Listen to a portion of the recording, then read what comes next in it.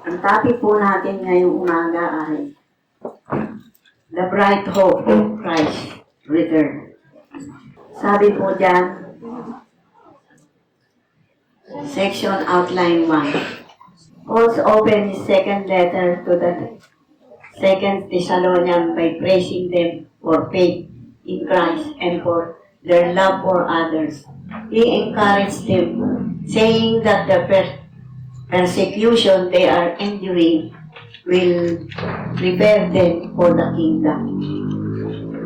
So, the bright hope of our Jesus Christ sa kanya pong pagbabalik. Ito po yung title. Ano po sinasabi sa verse 1? Ang sabi po dyan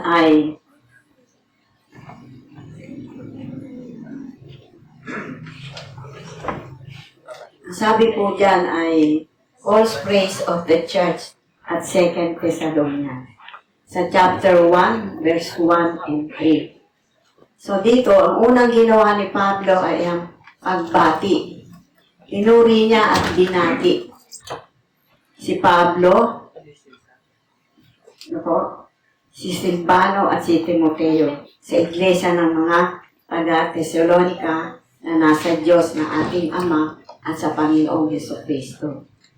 At ang sabi dyan, batiin niya ang church ng Thessalonica ay sinabi niya dito na ating Ama sa Panginoong Jesucristo, sumainyo nawa ang biyaya at kapayapaan mula sa Diyos Ama at sa Panginoong Jesucristo.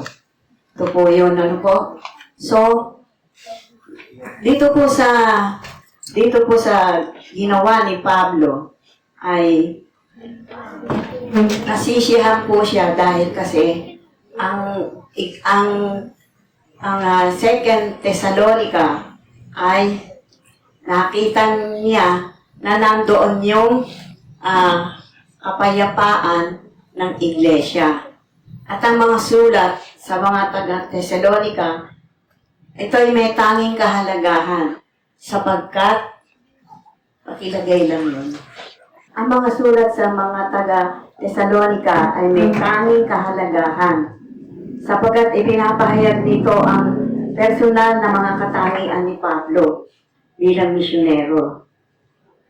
At ito ay pinapakita tungkol sa komunidad ng mga unang Kristiyano, kahangahangang ipinakita ang sigasig at pagmamahal ni Pablo dito. At ang pangalawa ay ang nakalagay sa verse 2. Ang pangalawa ay yung pasasalamat na hindi ito kinakailangan na kaligtaan ng bawat mga Kristiyano. Sapagkat mahalaga ang pasasalamat sa Diyos. Totoo naman po yun na mahalaga yung pasasalamat sa Diyos. Dahil kasi bakit? Yung po mga magpapala sa atin, pagpapala sa paghingi natin sa panalangin, kagalingan, ganun po ang ginagawa ng mga taga-Thessalonica. Kaya po yung always giving thanks to God the Father for everything in the name of our Lord Jesus Christ. Kaya po, yung pong pasasalamat, may blessing ka man o wala, pasalamat tayo. Bakit po? Kasi nagigising tayo na humihinga, buhay. Di po ba? Kasi, merong mga tao na misa natutulog, di na nagigising. Di na bangungot. Ano po? O kaya, na-stroke habang natutulog. Meron pong ganon. So, dito po sa ating pong tinatapik na patungkol na hindi natin dapat kaligtaang magpasalamat. May blessing ka man o wala, thank you pa rin, Lord. Dahil kasi bakit? Meron pa rin tayong kinakain. Kumakain pa rin tayo ng 3 beses sa isang araw. May merienda pa. Ano po? So, ang ating lamang dito na pinagbabasihan ay yung may trabaho ka man o wala. Hindi dapat malungkot ang isang tao. Bakit? Kasi andun yung pag-asa ng isang tao para siya ay magkaroon din ng interes na siya ay makapaghanap buhay. At iyon ay sa tulong lamang ng Lord. Kasi yung pagpapala kasi ay isang biyaya ng Diyos na sabi nga, pag nananalangin ka, hindi mo naman hiningi sa panalangin. Pero yun na ibinibigay ng Diyos. Bakit? Kasi hindi pa tapos yung prayer mo, binibigay na ni Lord yung pangangailangan mo. Kaya ang napakaganda po dito ay yung pagpapala. Hindi po natin dapat kaligtaan magpasalamat unang-una, hindi sa tao, kundi sa Diyos. Mahalaga po yun dahil kasi ang pasasalamat ay maraming bagay. Lord, thank ko yung problema ko. Nagkaroon ng resulta. Mabuti ang kinalabasan. Maraming bagay tayong pasasalamat na dapat natin sabihin sa Panginoon. Ganon din naman sa panalangin. Pag po tayo humihingi sa panalangin, dapat po ay sincere yung paglapit natin sa Diyos. Maalala mo ng manalangin kapag kailangan mo ang Lord sa buhay mo. Pero sabi nga dito, sa mga taga-Thessalonica, ay di nila nalilimutan na sila'y magpasalamat. Importante po yung sa ating buhay. Meron ng blessing ang Lord sa iyo, maliit lang. Pero, kung maliit at malaki, huwag nating kalimutan magpasalamat. Hindi natin pwedeng questionin ng Lord, Lord, ba't binigyan mo ako nito? Bakit konti lang? Ba't hindi marami? Meron kasing nananalangin at humihingi ay naiinip na bakit ang tagal na dumating yung hinihingi ko kay Lord, hindi pa niya binigay. Kasi nga, kailangan lang talaga natin mag-wait. So, ano pa yun? Yung pangatlo ay kagalingan, healing. Pag tayo po hinihiling ng kagalingan, huwag po natin sabihin na, sana Panginoon, pagalingin mo ko. Hindi po. Kasi dito sa church ng taga-Thessalonica, ay yung faith nila. Ano po? So dito, makikita po natin na kung gaano sila binless ng Lord, yung mga taga-Thessalonica. Sabi po dyan, doon po sa verse 4, ano po, ang lahat naman ng tao ay dumadaan sa mga pagsubok. Dito po tayo sa verse 4. Ano pa, pinagmamalaki namin kayo sa mga iglesia ng Diyos dahil sa inyong pagtitiis at pananampalataya sa lahat ng mga pag-uusig sa inyo sa mga kapigati ang inyong tinitiis. Dito po ay makita po natin yung church trials. Ano po? Ang pagsubok sa iglesia. Nakalagay po dyan. Ano po? So dito, makita po natin na yung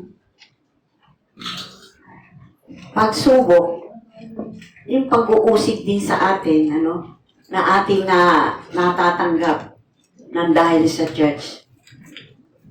Ito po yung magandang bagay sa church ng Thessalonica na kung saan nagtitiis sila kung sila man ay may natatanggap na mga salita na hindi magandang pakinggan. So ito yung mga pag-uusig sa mga kapagkatian tinitiis ng bawat mga Kristiyano.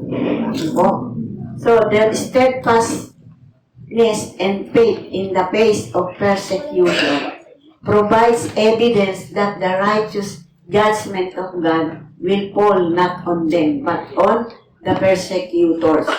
God has given them grace to endure, making them worthy to enter the kingdom. So, dito po ay nandun yung pag-uusig doon sa kanilang pananampalataya ng harapan. Ano po? Pag-uusig na mayroong katibayan, no?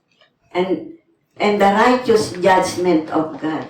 At andun din yung makatarungang hatol ng God. Will fall not on them but on the persecutors. Doon sa mga umuusig. God has given them grace to endure, making them worthy to enter the kingdom. Sabi nga po dyan ay, yung pong nung panahon ng mga pagano na sila yung nakasentro sa mga Kristiyano na nakikinig, nakikinig ng turo at aral ng Panginoon. Eh sila yung hindi tumitigil sa pag-uusig. Kaya nung time na yon ay maraming ding mga Kristiyano ang nasasaktan. Hindi sinasaktan sa katawan, pero yung mga salita, yun ang masakit. Ano po? So dito po, ang parurusahan dito ng Diyos at hahatulan ay yung mga umuusig. Ano po? Hindi ang Kristiyano. Ang parurusahan dito ay yung mga umuusig. Kasi sila yung nakakasasakit na mga salitang ibinibigay sa kanila. Hindi actually na sila ay sinasaktan, hindi physically. So dito po, makita po natin na the persecutors, God has given them grace to endure, making them worthy to enter. Ito yung isang napakagandang hakbang o layunin ng isang Kristiyano na nandun yung grace ng Lord. Itong pag-uusig na ginagawa sa mga Kristiyano making them worthy to enter the kingdom. Para sila ay maging karapat-dapat na maka-enter, makapasok sa kaharian. So sabi nga sa Filipos at saka sa James 1:12 ay yung trials na ating pong pinagdadaanan hindi lamang po sa church, kundi sa ating family, sa ating relatives, sa ating friends, sa ating mga neighbors, But yan po ay mga pagsubok sa buhay natin. Halimbawa, mayroon pong mga kapitbahay, medyo marites. Walang ginawa kundi pag-usapan ay buhay ng may buhay. So, kapag tayo nakarinig ng hindi magandang pananalita, yun to nagsisimula yung pagsubok sa iyo bilang isang Kristiyano na kung saan ay hindi mo sila papatulan. Ang focus ka, hindi sa tao. Ang focus mo ay kay Jesus. Dahil kasi yung faith mo ay hindi dapat ito madamage ng mga words na masasakit. Na naririnig mo at nilalagay mo naman sa isip mo. Kaya minsan, may mga Kristiyano na parang gumaganon. Yung kanyang faith, nagaganyan, nasishake yung faith niya. Kasi nga, sa naririnig na salita. Alam po ninyo, dalawang klase ang war. War sa salita at war na physical. So, yung war, yun yung spiritually. Maririnig mo yun. Kasi bakit? Spiritually and physically, ang ititira sa iyo ng enemy. So, yung sa pag-uusig at yung umuusig ay hindi po yung Kristiyano ang mananagot nito, kundi yung umuusig. Yung po lang ang ibig sabihin nun. So, tayo, pag may pinagdadaanan tayo, maging sa pamilya, meron tayong mga pagsubok, ay dapat din po natin itong malampasan. Dahil kasi nakita po natin, ito pong church ng taga Thessalonica ay nandun yung paglago nila sa pananampalataya. Paglago din nila bilang magkakapatid na sama-sama na nagmamahalan. So dito po, sabi niya sa Pilipos chapter 28 hanggang 29, ano po sabi diyan? Pakilagay, yan. Without being frightened in any way by those who oppose you, this is a sign to them that they will be destroyed, but you will be saved, and that by God. Sabi diyan, sa anuman ay huwag kayong matakot sa inyong mga kaaway. Para sa kanila, ito ay tanda ng kanilang kapahamakan. Ngunit ng inyong kaligtasan at ito'y mula sa Diyos. Ano po? Sabi dito, sapagkat sa inyo'y pinagkaloob alang-alang kay Kristo, hindi lamang ang mananampalataya sa Kanya, kundi ang magtiis din naman alang-alang sa Kanya. Ang sabi din po dito sa James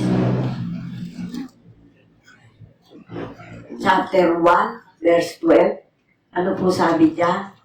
Blessed is the man who perseveres under trial, because when he has stood the test, he will receive the crown of life that God has promised to those who love Him. Ito po ay isang pagpapala sa atin. Dahil kasi, kapag nalampasan po natin yung pagsubok, at tayo ay nanatiling tapat sa pananampalataya, tayo ay re-receive, tayo makakatanggap ng the crown of life that God has promised to those who love Him. Ano po? So, ang pananampalataya po kasi ay doon po tayo dapat sesentro. Panghawakan po natin ang iyong faith. Kasi mahalaga po sa atin, lalo na dito po sa church ng taga-Thessalonica, ay nandun po yung kanilang patuloy na paglago. Ano po? Dahil sa kanilang faith, at hindi lang yon, faith and love magkasama. Ano po? Dahil kasi, lumalago yung sa pananampalataya, lumalago din yung pagmamahal nila sa isa't isa bilang brothers and sisters. Ano po? So, mapalad ang taong nagtitiis ng pagsubok, sapagkat kapag siya ay subok na, siya'y tatanggap ng putong ng buhay na pinangako ng Panginoon sa mga nagmamahal sa Kanya. So, ito yung mapalad. Blessed is the man. Tayo po yun. Kaya po tayo kinakailangan magtiis, magtiyaga. Ano po? Kasi sabi nga ng kasabihan, pag may, ano ba yun? Kasabihan na, pag may tiyaga, may nilaga.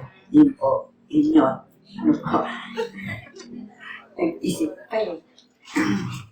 Pag may tiyaga, dito po tayo sa Paul's promise to the church at Thessalonica sa number 2. The apostle says the trials will be used to accomplish a twofold purpose. Sabi dyan sa 2 Thessalonians 1:5-6, nasa 5:6 na po tayo ng verse. Ano po?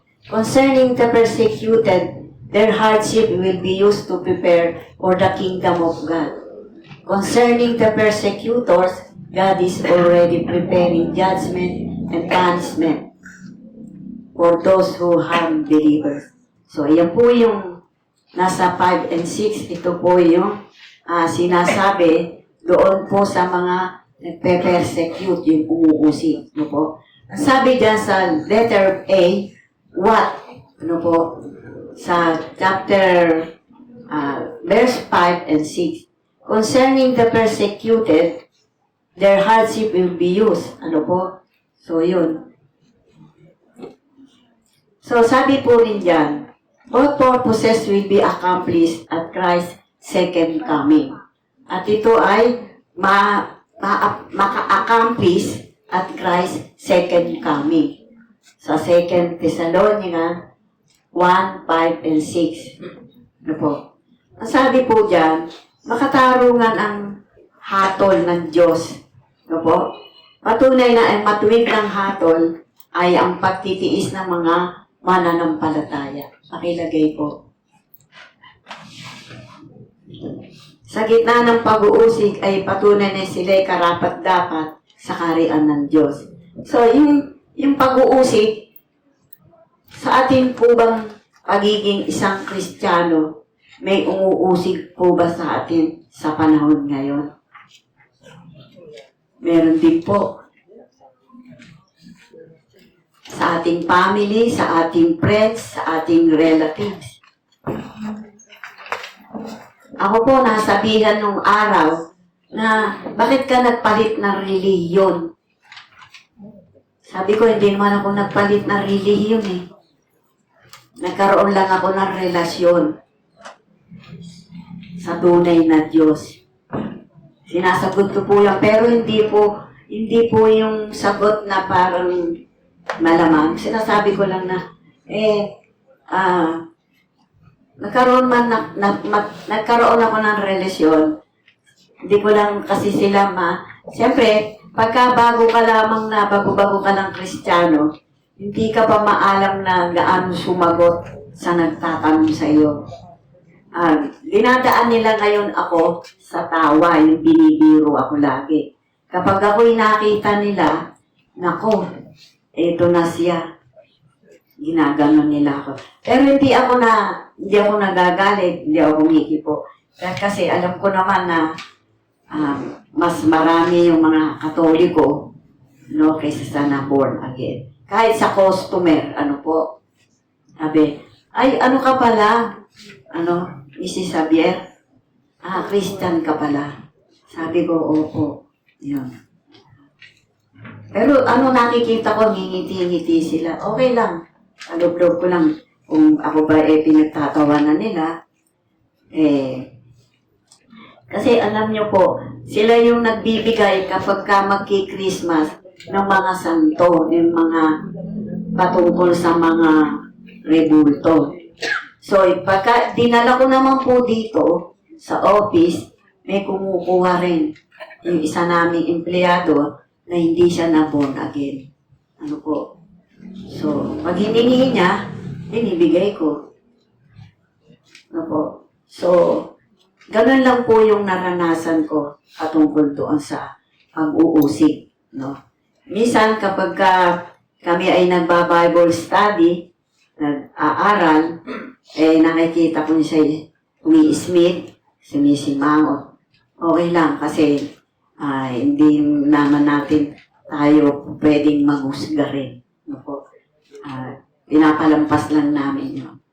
So, dito ko rin natutunan yung paano tayo hindi pumansin sa mga bagay na wala namang gaanong problema. Kasi mahirap yung makapagsalita tayo ng hindi maganda, tayo rin naman yung mapupulaan. Kaya sa ating pagiging Kristiyano, ay mahalaga na nakapokus lang tayo kay Jesus Christ. Sabi dyan, sa 2, short, lang po ito. Gagantihan ng Diyos ang umaapi. Ang Diyos ay makatarungan. Parurusahan niya ang mga nagpapahirap sa kanyang mga anak. Ayan na nakalagay. Ang buod nito, ang Diyos ay makatarungan. Ginagantimpalaan ang nagtitiis para sa kanyang kaharian at hinahatulan ang mga umaapi. So, yan po ang sabi po dyan. Dito mo sa Roma, chapter 8, verse 17, ang mga umaapi, sabi dyan, kung tayo mga anak, tayo tagapagmana ng Diyos at kasamang tagapagmana ni Kristo. Kung tayo tunay na nakikibahagi sa kanyang mga pagdurusa, upang makabahagi rin tayo sa kanyang kaluwalhatian. So tayo po, kung tayo man po ay inaapi o binubuli bilang isang Kristiyano, ay dito nakita po natin sa Thessalonica na kung gaano sila patuloy na lumago at palago ng palago. ang kanilang pananampalataya. At dito rin, sa taga-Thessalonica, ay nandun din yung nanatili yung love sa isa't isa bilang tayo po yung mga saints. Ano po dito? Tayo yung mga saints. Sabi po dyan, no, dito sa short outline, ano po, ng chapter 1, verse 7 and 10. All purposes will be accomplished at Christ's second coming. Sabi po dyan. Makatarungan ang hatol ng Diyos, ano, yan po yun. Late yung ano niya, paglalagay. Late. Pero sabi po dyan, si Kristo ay darating. Si Kristo ay darating upang bigyan ng kapahingahan at kaluwalhatian ang kanyang mga tapat. The judgment at Christ's coming. So dito po, makita po natin na yung paghatol ng Diyos doon sa mga tao na umuusig sa atin, ito ay binibigyan niya ng kaparusahan. Hindi po yung tayo inuusig, kundi yung umuusig sa atin. Kasi nung panahon na yun, sa mga pagano, ay ang daming umuusig doon sa mga Kristiyano na kung saan ay patuloy na sumusunod, nakikinig sa aral at turo ng Panginoong Yesus. So yun, si Kristo ay darating upang bigyan ng kapahingahan at kaluwalhatian ang kanyang mga tapat. The judgment at Christ's coming. When Christ comes again, it revealed from heaven to judge the world. God will repay the affliction those who are hurting His people.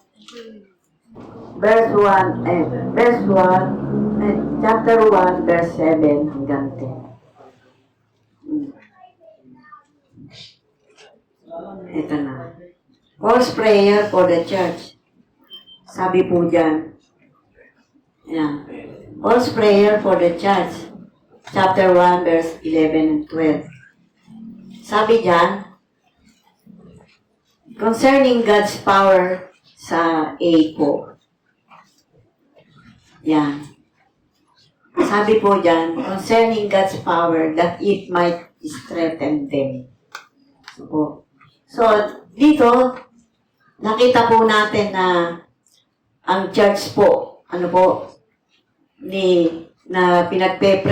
pinagpray ni Pablo. Ito po yung prayer niya. Concerning God's power that it might strengthen them. Ang kapangyarihan ng Diyos ang nagbibigay katuparan sa mabuting layunin ng pananampalataya at sa kanyang gawain sa buhay ng kumilala at tumanggap sa kanya. Alam po ninyo, sa church ng taga-Thessalonica ay nandun talaga yung focus nila. Focus nila, yung layunin nila ay nandun. Kaya sila ay pinuri at binati ni Pablo. At siya ay nasisiyahan sa pagbati niya dahil nakita niya. Nung panahon na yon, hindi naman natin nakita yung mga alagad ng Panginoon. At hindi rin nakita ng dalawang mata natin ang Panginoon. Pero, sa kabila nun, kahit hindi natin nakita ang Panginoon, pero tayo ay sumampalataya. Yun po ay isang napakalaking blessing sa buhay po ng bawat Kristiyano ngayon na kumilala at tumanggap sa tunay na Diyos na nag-alay ng buhay para tayo'y maligtas. Sabi nga dyan, yung power ng Panginoon, pinag-pray sila ni Paul, that only God has the power of our salvation. Ayan. Through the precious blood of our Savior. God's power is a source of your strength and renewal for those who trust in Him, particularly in moments of weakness, weariness, or difficulty. It is made in human weakness. Ano po? So, dito nakita po natin na ang kapangyarihan ng kaligtasan ay nasa banal na dugo ng Panginoong Yesus, na kung saan ay ito yung power ng God para sa ating kalakasan. Ano po? And renewal for those who trust in Him. Ano po? At dito rin, ano po, yung ating mga kahinaan, yung ating pagod, yung ating hirap, ano po, ito ay mayroong matinding kahalagahan sa ating pong buhay. Bakit? Kasi ito yung kapangyarihan ng Diyos para kumilos sa buhay ng bawat tao. Kasi yung lamang ikaw ay prayerful, malaking bagay po yun na natutunan natin mismo sa church. Natutunan natin na tayo ay makipag-connect sa Panginoon through our prayers. Mahalaga po ang prayers, ano po, every day. Hindi po once in a lifetime ang prayer. Sabi nga doon sa Hebrew, pray without ceasing.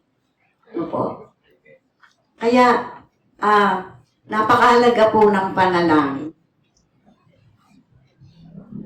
Bago tayo matulog, at bago tayo gumawa sa bahay o sa anuman magtrabaho, umalis, pumasok, sa school, sa trabaho,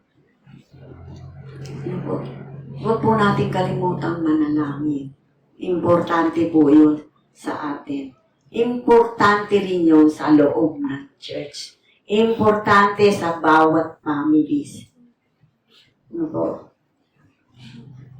Kasi pagka tayo hindi nananalangin at nakulang sa pananalangin, paano tayo magkakaroon ng tunay na mabuting relasyon sa Panginoon? Kung misa mo lang siyang aalalahanin, maaalala. Hindi po ganun. Kinakailangan po tayong, very close through prayers. Kasi manlaki ng nagagawa ng pananalangin. Pag tayo aalis ng bahay, pupuntahan, tayo magkukommute lang, wala tayong sariling sasakyan. Napaka-the best, yung bago ka umalis. Kahit na 1 minute lang, Lord, ingatan mo ko, pupunta po ako doon sa Apasigan, sa Rotonda. Pupunta lang po ako dito sa banda rito, sa paglalakad. Samahan mo po ako, ingatan mo po ako. Kahit nasa sasakyan ka, nalimutan mong manalangin sa bahay bago ka umalis. Lord, nasa sasakyan ka, pero siyempre, ikaw lang ang mahina lang yung salita mo, hindi mo pwede marinig doon sa katabi mo sa jeep, sa bus.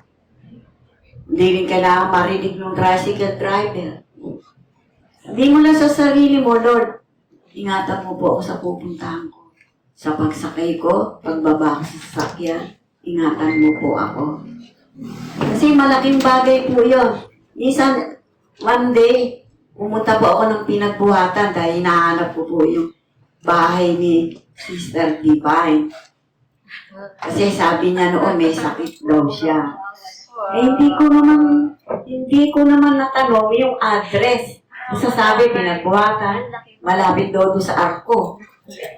Dahil hinahanap ko naman yung Arco. Natagpuan ko yung Arco. Kaya lang, sabi ko, paano kaya ako makakapunta doon sa bahay? Hindi na, Sister Divine, hindi ko na natanong yung address, taka yung number. Tumawid ako, tapos pumwesto ako doon sa isang tinitigilan ng tricycle. Merong nag-ano sa akin na, huwag ka dyan tumayo. Kasi mag-aabang ako uli ng sasakyan eh. Huwag ka dyan tumayo.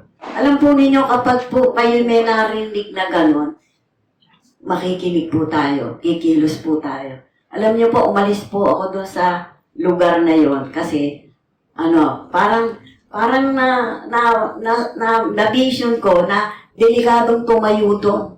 Kasi, pagka wala ng preno yung jeep o yung tricycle, pwede akong banggain. Kasi maluwag yung space dito eh. Tapos sa bandarong, masikip. Tapos doon din, masikip. Kung halimbawa nga may mawala ng preno, sa pula ko kasi nakatayo ako doon. Ako lamang yung napansin ko, ako yung nakatayo doon. Siguro yung iba, hindi rin tumatayo doon. Hindi nag-aabang. Siyempre, bago lang ako doon. So, yun yung, pag po tayo may narinig na huwag kang tumayo dyan, susunod po tayo. Umalis po ako doon sa kinatatayuan ko. Kasi, parang ba sinasabi sa akin na delikado dyan. Ano po? So, meron pong pagkakataon na ganoon. Ano po?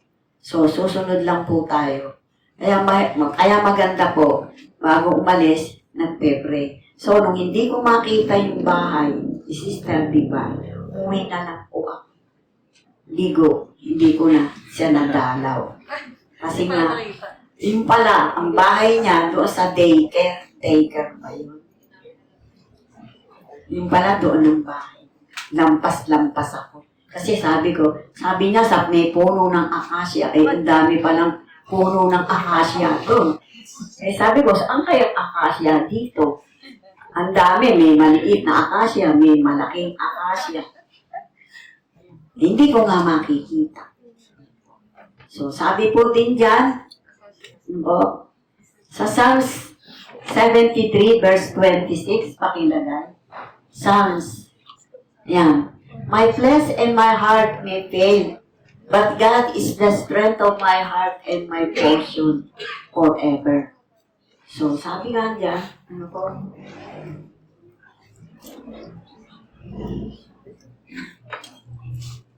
yung ating pong katawang ito, bilang isang tao, sabi dyan, my flesh and my heart may fail, but God is the strength of my heart and my portion. Pag po tayo may nararamdaman, ito po'y ginagawa ko po ito. Kasi kapag may nararamdaman po ako sa katawan ko, na para akong may sumasakit sa katawan ko, alam po ninyo, ginaganyan ko po yung katawan ko. Yan, ganyan. Sabi ko, Panginoon, ikaw ang lakas ko. Kasi sa itong ating tinutumbok na ito, concerning God's power, that it might strengthen them. Sa atin po ito yung nagbibigay sa atin ng kalakasan, ay ang kapangyarihan ng ating Diyos. Ano po? Ganoong kabuti ang Diyos sa ating pong mga buhay. Ano po? Sinasabi ko lamang po, ginaganon ko po yung dibdib ko. O kung alin ang masakit sa akin. Sabi ko, Panginoon, ikaw ang kalakasan ko. Sabi ko, my God is the strength of my heart and my portion forever and ever. Alam po ninyo, after kong mag-pray, nawawala po yung nararamdaman ko sa aking katawan. Doon po natin ma-realize sa ating mga buhay mismo yung ahalagahan ng panalangin. Marami po akong natutunan sa prayer. Kaya isinishare ko po ito sa inyo. So, ito po ay siyang nagbibigay sa atin kung nanghihina man ang ating puso, yung ating flesh. Ano po? Ang Diyos ang magbibigay sa atin ng kalakasan. At yun ay nanggagaling lamang sa kanyang kapangyarihan. Ano po? So, sabi din niya sa Pilipos chapter 2 verse 13, sapagkat ang Diyos ang gumagawa sa inyo kapwa ng pagnanais at ng paggawa ayon sa kanyang kalooban. So, ayon lahat at sa layunin ng ating kalooban. Sabi po dyan sa Kawikaan chapter 16 verse 1, ang sabi po dyan, ang taong nag-iisip at nagbabala. subalit ang Diyos ang siyang nagpapatupad. Mahalaga na nagkakaisa ang isip at puso na hindi nagsasalungatan. Ang isip, ito po yung knowledge. Nagbibigay ng kaalaman at tamang pangunawa kung ano ang dapat gawin. Ang puso, ang wisdom na nagbibigay ng tamang layunin at disposisyon kung bakit, paano, at paano ito gagawin. So, kapag magkaisa ang puso at ang isip, ang plano ay hindi lang tama sa kaalaman, kundi tama rin sa layunin at kalooban ng Diyos. So, ito po yung napakaganda na yung pong ibinigay sa atin ng Panginoon na kung tayo ay tunay niyang mga anak, tunay din tayong mga lingkod, ay ito po yung ating kalakasan sa Panginoon na binibigay sa atin. So, dito po tayo sa D, concerning God's purpose. Ano po? Yan. Concerning God's purpose that might be fulfilled in them. God's purpose, often described in Christian context, is to bring believers into transformed likeness of Christ, working through all life's circumstances, even suffering, achieve His sovereign plan, which involves glorifying Him, discovered by engaging with Scripture, prayer, and using one unique gift. It dynamic process where God activate works in you to will and to act for His good purpose. So ito po yun, sabi po dyan, na ang mga mananampalataya ay maging karapat-dapat sa kanyang tawa. At ang pangalan ni Jesus ay maluwalhati sa kanila. Ang panalangin ni Pablo na tutuparin ng Diyos sa lahat ng mga sumasampalataya at sa mga lingkod niya na umaasa at maging karapat-dapat na makapasok sa kaharian ng Diyos. Binibigyan sila ng kapangyarihan upang maisapamuhay ang pananampalataya na may kalakip na gawa. Ang pananampalataya na may kalakip na gawa. Sa mga panalangin na tumutugon at kasama ang biyayang pinagkaloob ng Diyos sa mga anak niyang pinili at tinawa. Sabi po dyan, sa Pilipos, chapter 1, verse 6, sabi po dyan, being confident of this, that He who began a good work in you will carry it on to completion until at the day of Christ Jesus. Sabi dyan, sa Pilipos, chapter 1, verse 6, ako'y panatag sa bagay na ito, na ang nagpasimula sa inyo ng mabuting gawa ay siyang magtatapos nito hanggang sa araw ni Jesucristo. Ayun po yung concerning God's purpose. Dito po tayo sa C, concerning God's person, that He might be glorified by Him. To God means, to glory God means to reflect His character, holiness, love, and power through our lives, actions, and words, and even suffering, showing His worth and bringing Him honor with the ultimate aim. Ang pagluwalhati sa Diyos ay pagtatanghal sa Kanyang katangian, sa Kanyang kabanalan. It means that God shows His greatness, goodness, and power through His people. So, dito po, makita po natin na ang pinapakita dito ng Diyos sa atin ay ang kanyang kadakilaan, kabutihan, at ang kanyang kapangyarihan sa kanyang mga tao, sa lahat ng tao. When people believe, obey, and trust God, when their lives are changed by Christ, when they endure trials faithfully, God is honored and praised because others can see what He has done. Ito po yung mga maikling buti po dito. In 2 Thessalonians chapter 1 verse 12, Paul prays that believers will live worthy lives so that the name of our Lord Jesus may be glorified in you and you in Him. Ano po?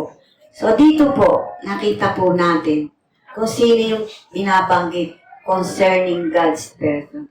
Siya po ay si Jesus Christ, that He might be glorified by them. So dito po, sabi po dyan, good works in His people. Number 1. And number 2 is faith, power, and grace. 2, people see the change in their lives. Our lives like mirrors when we live for Christ. His glory is reflected through us. So nakita po natin dito ang ating mga sarili sa harapan ng Panginoon. No po? Kasi binigay na niya yung kanyang buhay para sa atin na tayo ay maligtas. Yun ay napakalaking bagay na benepisyo ng mga Kristiyano. At ito yung prayer na ginawa ni Pablo sa mga taga-Thessalonica. Kaya, nakita po natin na doon sa church ng Thessalonica ay mayroong testimony. Alam po ninyo, natutuwa ang God sa church na ito. Kasi bakit? Nandun yung blessing. Blessing sa mga nagpapatotoo. No po? Sabi nga, to God be all the glory. Yung patuloy nating maluwalhati ang Panginoon, siya'y nangingiti sa atin na nakatingin. Hindi natin siya nakikita, but nakikita niya tayo. Kaya yung mga patotoo po natin, napakalaking bagay po yun na nakakarinig ang bawat isang kapatiran na nagbibigay sa kanya ng kalakasan. Importante din po ang dumadalo every Sunday sa gawain ng God. Ano po? Dito po sa ating tinapik na ito ay patuloy na isang verse lang po, no? Sabi niya sa John 15:8, John 15:8, this is to my Father's glory, that you bear much fruit, showing yourselves to be my disciples. Sabi po diyan, sa pamamagitan nito'y niluluwalhati ng aking Ama na kayo'y magsipamunga ng sagana at sa gayon kayo'y magiging mga alaga. So, ito po yung malaking pangunawa na dapat po nating isa puso at isa isip. Kapag ang buhay ng mananampalataya ay namumunga, ang Diyos ang naluluwalhati. Amen po ba? Amen. So, yun po yung salita ng Diyos na naibahagi ko po sa bawat isang narito. Let us pray. Lord, thank you po sa aral at turong to na ikaw po yung patuloy, Panginoon, na naluwalhati sa pangunawa po namin sa iyong pong salita. Patuloy nga, Lord, na sa bawat isang narito na may pandinig na nakinig. Patuloy na ito'y magrema sa puso't isipan na napakahalaga talaga, Panginoon. Yung kami tumatayo para magpatotoo sa aming buhay sa ginagawa mo na patuloy kang kumikilos sa amin sa pamamagitan ng aming paglapit, pagtawag sa iyo. Sabi nga na kung if you draw nigh to Him, He will draw nigh to you. Kaya Lord, thank you po sa kalapitan mo sa buhay po namin mga mananampalataya dito sa church ng LPCF Kanyuga. Lord, thank you po sa masaganang biyaya at pagpapala ng salita mo. Sa aming mga patotoo, ikaw lang, O Diyos, ang mapangiti namin, maluwalhati ka ng lubusan. Patuloy, Panginoon, sa amin po, Lord God, na mga buhay, lahat ng aming tiisin at pagdurusa, Panginoon, na ikaw po, O Diyos, ang magbibigay at magkakaloob, Panginoon, sa amin. Ng lahat, Panginoon, ng amin po kahilingan na tutugunin mo kami sa pamamagitan ng pananalangin. Patuloy kaming lalapit at lumalapit sa iyo, Panginoon, na ikaw lamang at tanging ikaw lamang ang aming itinataas na Diyos at wala na pong iba. Bless mo po ang bawat isang narito na napakinig ng iyong pong salita. Magbigay kalakasan sa kanyang pananampalataya at sa pagmamahal sa kanyang family at dito rin po, Panginoon, sa iyong iglesia. Bless mo po ang bawat saints, Panginoon, na ang iglesia ng LPCF ay makasama sa second coming mo. At ito po yung aming pinaghahandaan, Panginoon, na ikaw po yung mangungunan lagi sa amin upang hindi namin makaligta ang manalangin araw-araw, magbasa ng iyong salita. Ikaw po, O Diyos, ang amin pong tinitignan sa buhay namin, pinopokus namin ang mga paningin, ang aming puso't isipan para lamang sa iyo. Maraming salamat sa pamilyang binigay mo sa amin, sa mga hanap buhay na kinabubuhay namin. Thank you po, Lord. At thank you din po, Lord, sa lahat po ng mga problema at pagsubok at pagdurusa.